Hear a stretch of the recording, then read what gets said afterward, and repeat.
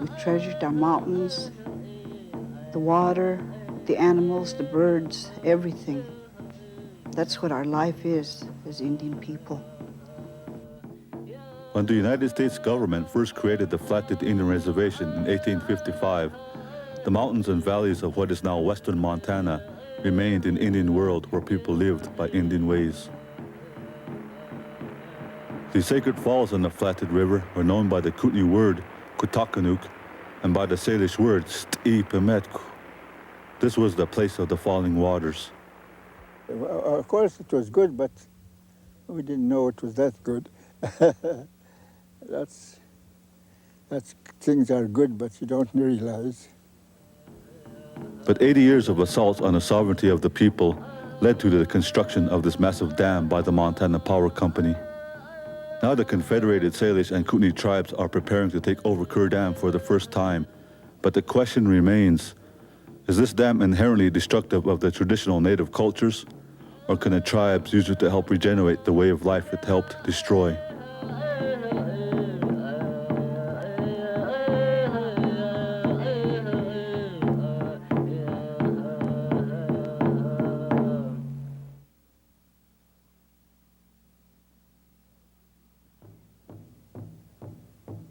In 1855, a treaty between Indian leaders and U.S. officials created the Flathead Indian Reservation in what is now the northwestern corner of the state of Montana. For the native people, the treaty represented a promise of peace and a guarantee that they would be able to continue to live by their traditional tribal ways. But throughout the 19th century, U.S. officials consistently sought to weaken the treaty, to avoid meeting its obligations, and to undermine rather than defend the independence of the native peoples. Nevertheless, the Kootenai, Pend Oreille, and Salish or Flathead tribes managed for 50 years to exert a measure of control over the changes that were imposed upon their people and their lands. The Flathead Allotment Act of 1904, however, tipped the balance. Authored by Montana Congressman Joseph Dixon, the act broke the back of the independent tribal economy. Despite overwhelming Indian opposition, the U.S. Congress unilaterally ended communal ownership of the land, forcing Indian people to become individual owners of private property. And the act actually opened the reservation to white settlement. Indeed, shortly after 1910, whites outnumbered Indians on the Flathead Reservation. From 1910 until the completion of Kerr Dam in 1939, the road was steep and fast. The Allotment Act might not have destroyed the tribal economic system by itself. But in 1908, soon after the passage of the allotment bills, Congressman Dixon pushed through another measure to construct a massive irrigation system on the reservation. The Flathead Irrigation Project would bring water to 150,000 acres of dry lands. The official rationale was that the project would help Indians become farmers. The irrigation project was originally designed to benefit Indians and to serve Indian allotments. But when the reservation was opened, many non-Indians acquired the allotments, and so in the early years you had a BIA authorized project serving non-Indians on the reservation.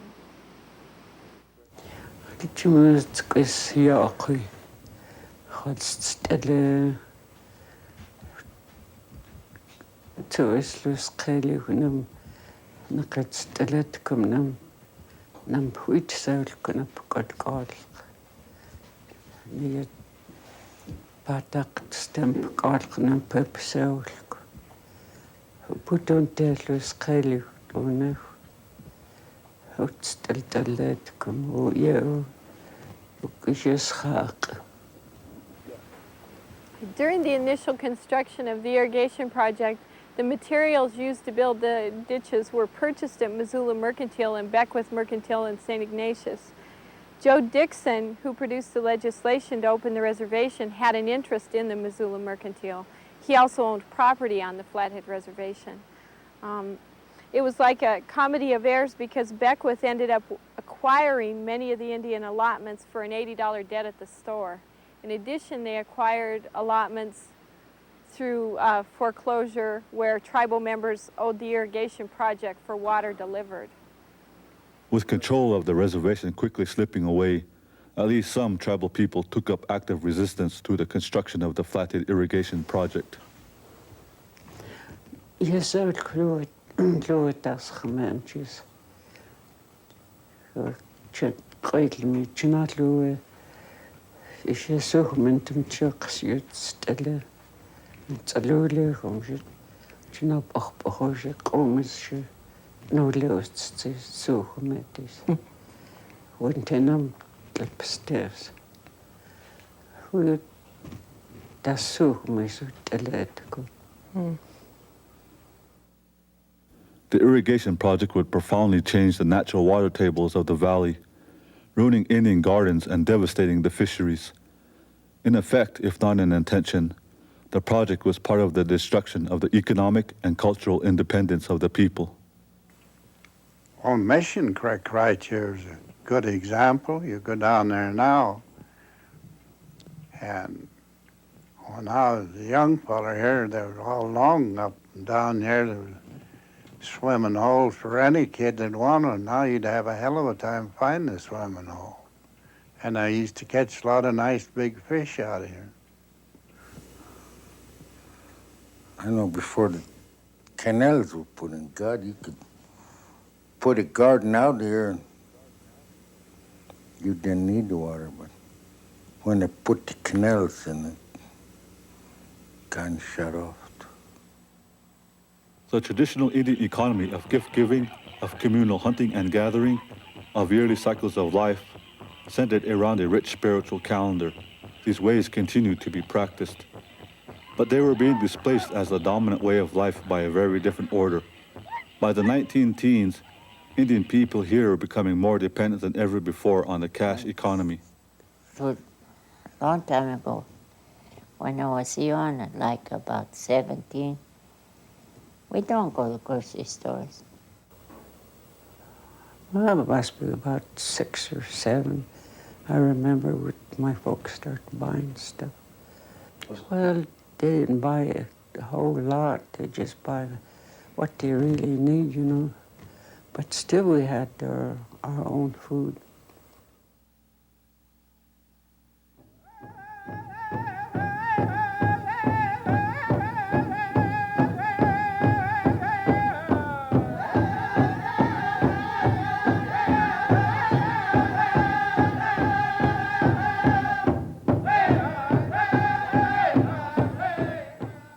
The demands of the cash economy began to fragment the Indian communities of the Flathead Reservation.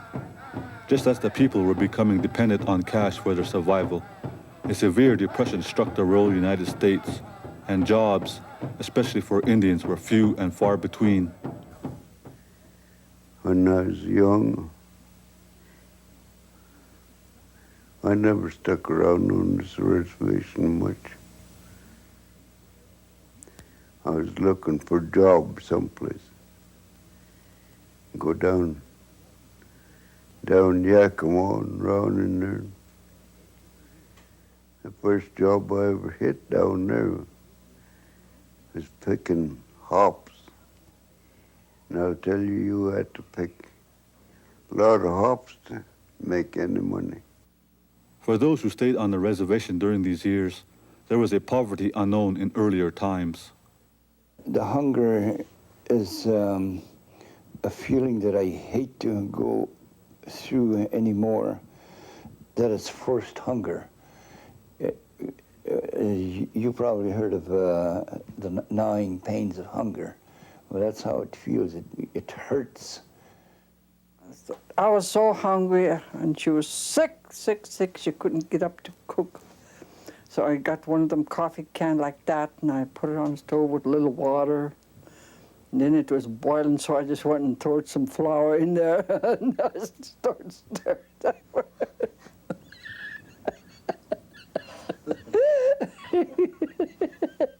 I stirred up, and it looked ugly. But gee, that was good. I put salt in, and I started eating. Well, that helped. I was starving. We were so dang poor at home that whenever my folks would hear that some farmers' cow died, within the radius of a mile or 2 or 3 then. And my folks would go there and skin it, and they'd take that stinking meat back home and cure it, and it was edible to some degree. But in my case, I would not ever eat it because I could still smell that smelly meat. Ooh, it was awful for me. Dependency on the cash economy had brought poverty to the Salish and Kootenai people, and this poverty, in turn, led them to dependency on the government dole.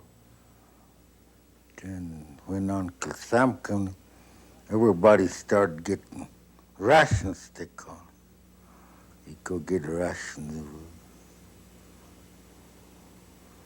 Give you slab bacon that big and all that. At naskokas nikin noksata, but that bacon, beans, all kind of stuffs. At Yachen, at cousins want to go to Kustata, at Yachen somebody. He can eat that bacon, at Kaikne, too much salt. At in Ilkumone making firewood. Them Indian all use it.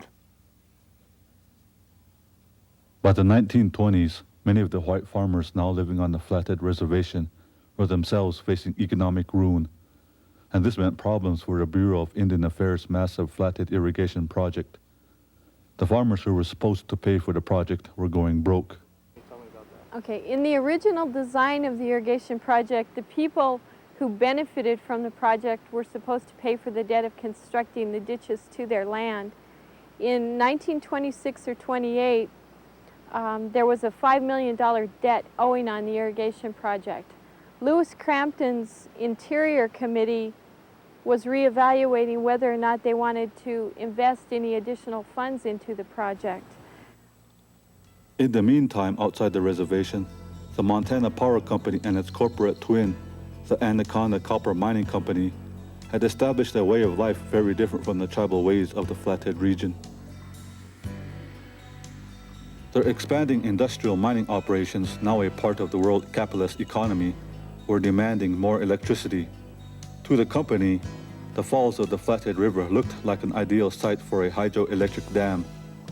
Ignoring all questions of tribal sovereignty, the BIA merely saw a way to clear the debt on the still uncompleted irrigation project.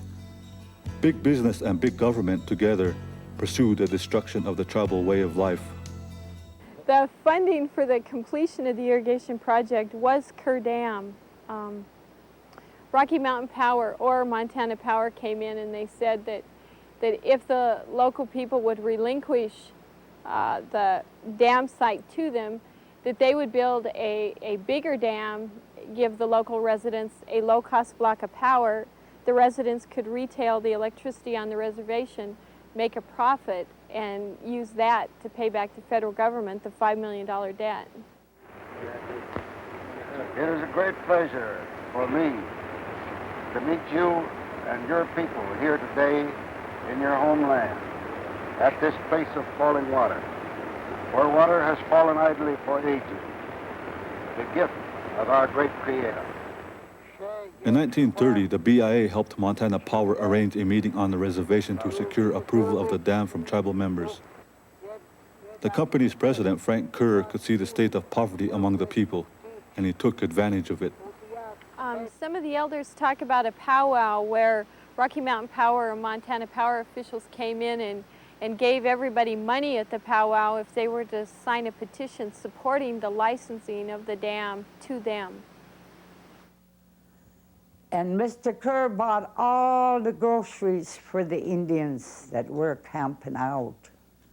He was so generous and nice because he wanted to build that dam. He even handed out cash to the chiefs.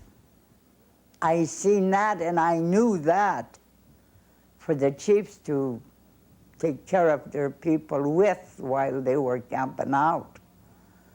That's how much he wanted the dam, the fall, so he could build the dam. He was pretty loose with his money.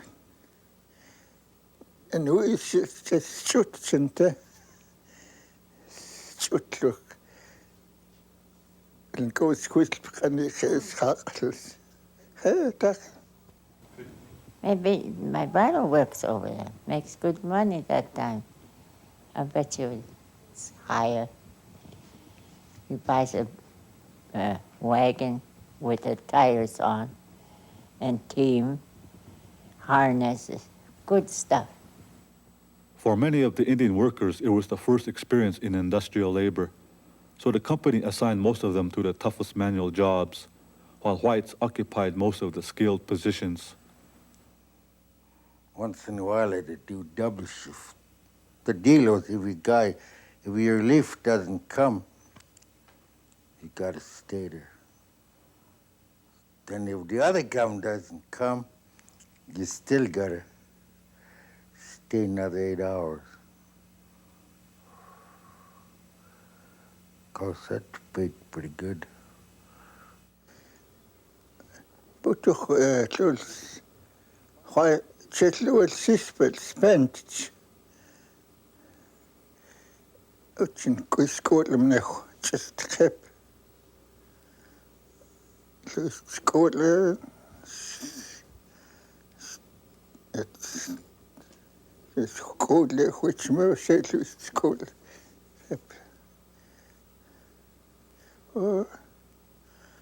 Hat Senet Halskasi, Liepener. Show skola step. Chetlu skola home. Yes. Es sense. وشيت له كيس حكومة.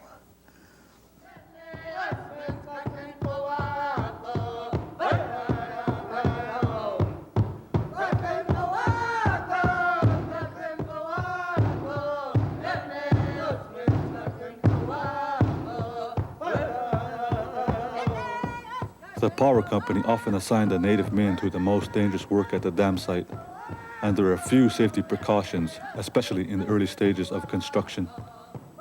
They know it was just going to have a big slide there, but they still sending boys to go and learn work. And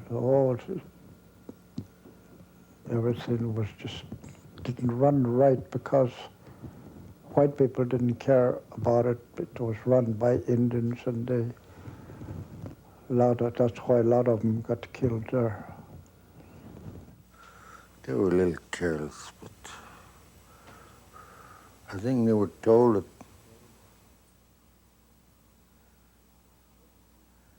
if 10 people got killed, they was going to lose their contract. And I think right now 9 got killed. They were pretty careful from there on.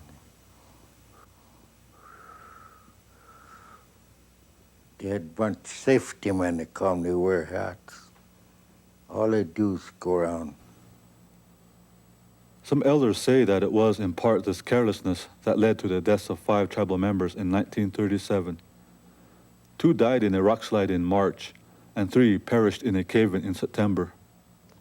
One old man told me when he got back to his camp, he told his old lady, something's going to happen tonight, because that rock is moving. When I last looked at it before I left, it moved about a foot.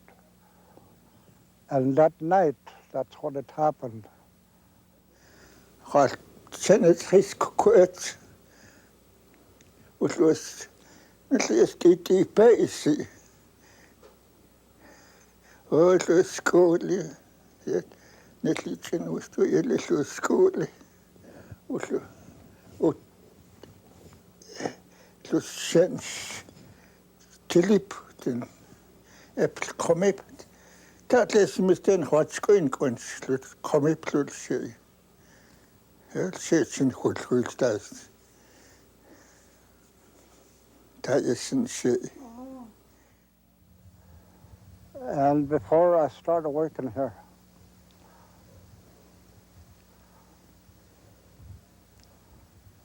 we lost Chief Matthias' son, about 100 yards from here. That's where he was working and got killed on the landslide. A couple of people got killed there, and a few others got caught in that slide. That's what That's something say why they don't want to let this place go. It cost us the chief's son. We lost the chief's son here.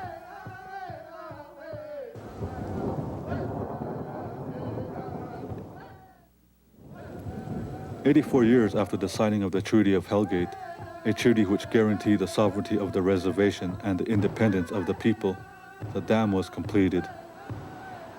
It stands today as the product and symbol of how the non-Indian way of life was imposed upon the Flathead Reservation, and of how Indian people have both resisted and participated in the transformation of this once sacred place. The disruptions of World War II ensured that in the following decades, the pace of cultural change would only increase. Culture and tradition change so fast. You know, what happened when your entire life way changes, when you're no longer a hunter, when you're no longer a fisherman, when you don't camp and move around and visit with your people and rely on trade and rely on your traditional lifestyle? What happens to you when you get lost that way? People, I think, got lost. Yet it is also true that through all of this, the native people and the native ways of this region have somehow survived. There's a whole generation, different generations of people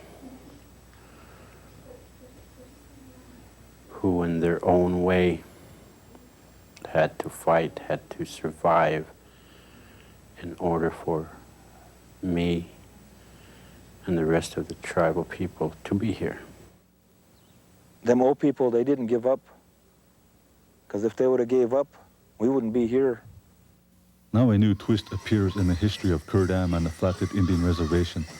In the 1980s, the Confederated Salish and Kootenai tribes challenged the Montana Power Company and won an agreement to take over Kerr Dam in the future. But the question remains, will Kerr Dam under tribal control bring empowerment or disaster to the Indian people and Indian cultures of the Flathead Reservation?